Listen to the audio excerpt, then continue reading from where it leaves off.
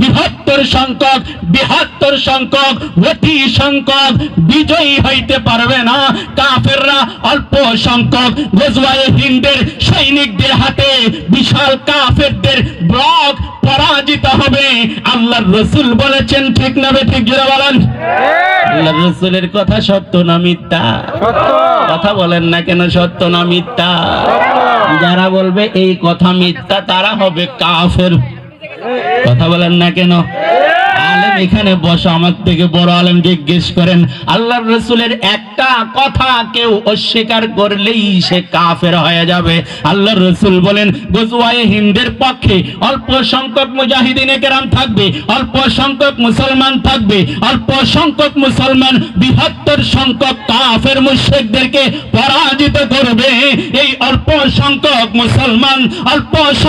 মুসলমান আমরা হইয়া জিহাদে শহীদ হইতে, কাফেরদের বিপক্ষে জিহাদ করে শহীদ হইতে সর্বদা কে প্রস্তুতি হাত আল্লাহকে দেখায় দিতে হবে, সাহসও রাখতে হবে। কারণ রাসূল সত্য, রাসূলের কথা সত্য, বিজয় আমাদের। বিজয় কাদের?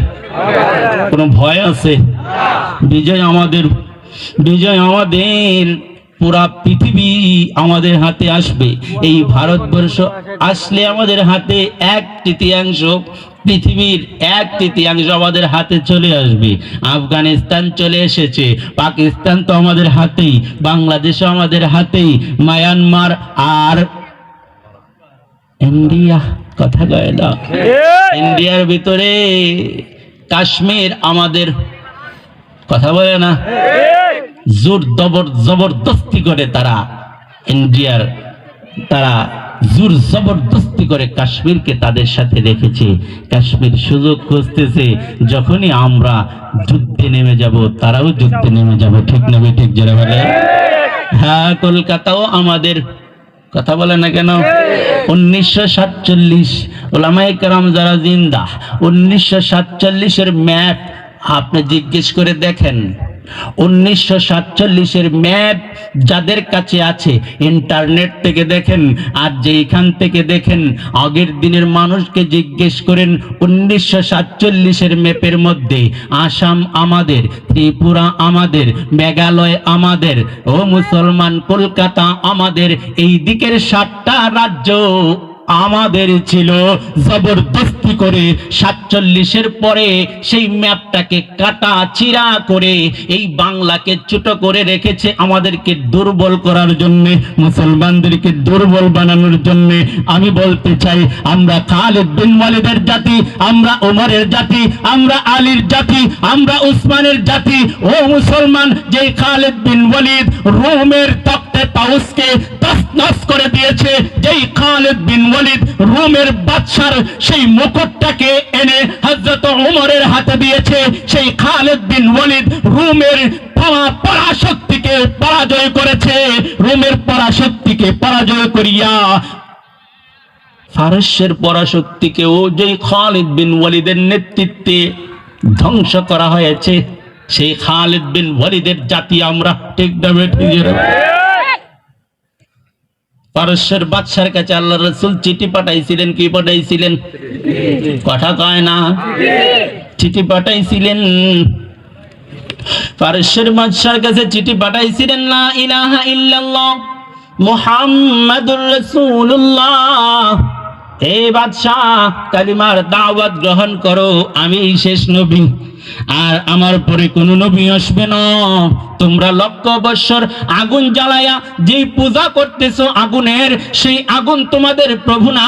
আমি মুহাম্মদ তোমার কাছে কালিমার দাওয়াত পাঠাইলাম, কবুল করে নাও, ইসলামের ছায়াতলে এসে যাও। পারস্যের বাদশা কই, কেডারে?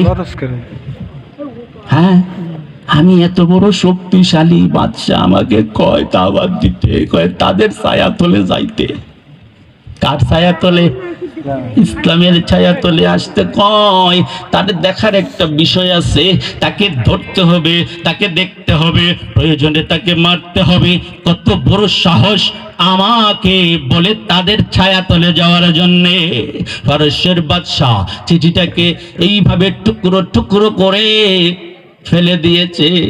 আল্লাহর রাসূল সাল্লাল্লাহু আলাইহি ওয়াসাল্লামের কাছে খবরে গেল, পারস্যের বাদশা আপনার চিঠিকে টুকরো টুকরো করে ফেলেছে। ওগো নবী, আল্লাহর রাসূল বলে কোন চিন্তার কোনো কারণ নাই, চিন্তার কোনো কারণ নাই। ও আমার সাহাবায়ে কেরাম, চিন্তার কোনো কারণ নাই।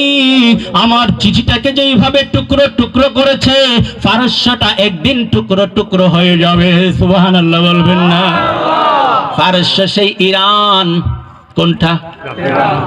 ইরান। বর্তমান ইরান ছিল, ইরাক ছিল পারস্যের রাজধানী।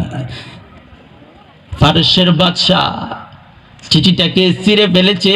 কার চিঠি? বিশ্ব নবী মুহাম্মদুর রাসূলুল্লাহ বলেন সাল্লাল্লাহু আলাইহি ওয়াসাল্লাম চিঠিটা ছিঁড়ে ফেলেছে।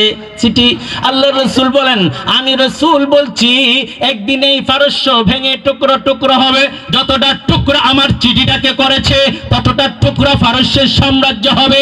এই জন্য পারস্য টুকরা টুকরা হয়ে গেছে, পারস্য টুকরা টুকরা হয়ে গেছে।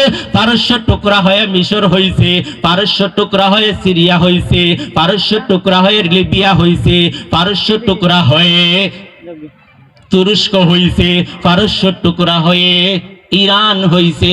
আরো রাষ্ট্র আছে, সবগুলোর নাম আমার মনে নাই। আল্লাহর রাসূলের মনে কেউ আঘাত দিলে এইভাবে জাহান্নামের আগুনে গিয়েও আল্লাহ টুকরো টুকরো করবে থাকে। ঠিক না ঠিক? জোরে বলে। রসুলের প্রেমে পাগল, আশকে পাগল, হায় দিবানা, ছুটেছে বারে বারে আশিকেরা সোনার মদিনা। যাইতে রাজি আছে না নাই? কথা বলেন, আশিকে নবী যাইতে রাজি আছে না নাই? রসুলের প্রেমে পাগল, আশকে পাগল, হায় দিবানা, ছুটেছে বারে বারে আশিকেরা সোনার মদিনা। নবীজির রওজা পাকে জিয়ারতে যেতে মদিনা, ছুটেছে বারে বারে আশিকেরা সোনার মদিনায়। আমরা নবীজির আশিক। ঠিক না ঠিক? জোরে বলেন। কথা বলেন না কেন? ঠিক না ঠিক? নবীজির আশিক হইলে ওলি হওয়া যায়, যায় কি যায় না? কথা বলেন না কেন? এখন কই হুজুর ওলি হমু পরে, আগে দুনিয়ার ভিতরে ওয়াজ করেন।